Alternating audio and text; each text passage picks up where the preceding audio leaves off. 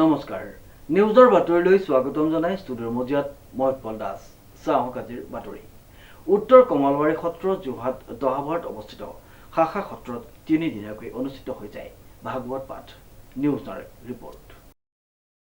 উত্তৰ কমলাবাৰী সত্ৰৰ যোৰহাট দহাবৰত অৱস্থিত শাখা সত্ৰত তিনিদিনীয়াকৈ ভাগৱত পাঠৰ আয়োজন উত্তৰ কমলাবাৰী মূল সত্ৰত ভাদ মাহত মাহজোৰা পাল্লাম অনুষ্ঠিত হোৱাৰ সমান্তৰালকৈ উত্তৰ কমলাবাৰী সত্ৰৰ যোৰহাট দহাবৰত অৱস্থিত শাখা সত্ৰত আহিন মাহৰ প্ৰথম পষেকতে ভাগৱত পাঠ নাম কীৰ্তন আৰু দিহানামৰ ধ্বনিৰে যোৰহাটৰ আকাশ বতাহ মুখৰিত হৈছে শাখা সত্ৰৰ সত্ৰাধিকাৰ প্ৰভুৰ লগতে সত্ৰৰ পৰিচালনা সমিতিৰ সমূহ ভকত বৈষ্ণৱে দহাবৰা অঞ্চলৰ সমূহ ৰাইজৰ উপৰিও যোৰহাটবাসীৰ সহায় সহযোগিতা আৰু উপস্থিতি একান্তই কামনা কৰিছে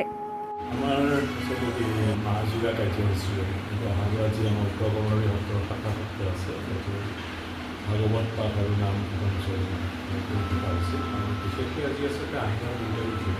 যিটো আমাৰ মূল সত্ৰত ভাদ মাহৰ যিটো দিন কাৰ্যসূচী থাকে আৰু সেইকাৰণে আমি শাখা সত্ৰত ইয়াত আহিনৰ 2 তাৰিখে আজি দিনজোৰা কাৰ্যসূচী ৰূপায়িত কৰা হৈছে আৰু কিন্তু ভাগৱত পাঠ আৰু সন্ধ্যা দিহানাম আৰু আমাৰ যি পাঠক অসমীয়া নামৰ মাধ্যমে নাম সামৰণি কৰা হৈছে আৰু ইয়াত স্থানীয় সকলো ৰাইজৰ সহায় সহযোগিতাত উত্তৰ কমলাবাৰী সত্ৰৰ শাখা সত্ৰত এই কাৰ্যসূচী ৰূপায়িত হৈছে আৰু আমি আজি নাম সামৰণি কাৰ্যসূচীৰ মাধ্যমেৰে আমাৰ দহাবৰা অঞ্চলৰেই নহয় যোৰহাটবাসীলৈ আমি শুভেচ্ছা কৰোঁ। শ্ৰীমন্ত মাধৱ বৰুৱাৰ ৰিপৰ্ট যোৰহাট।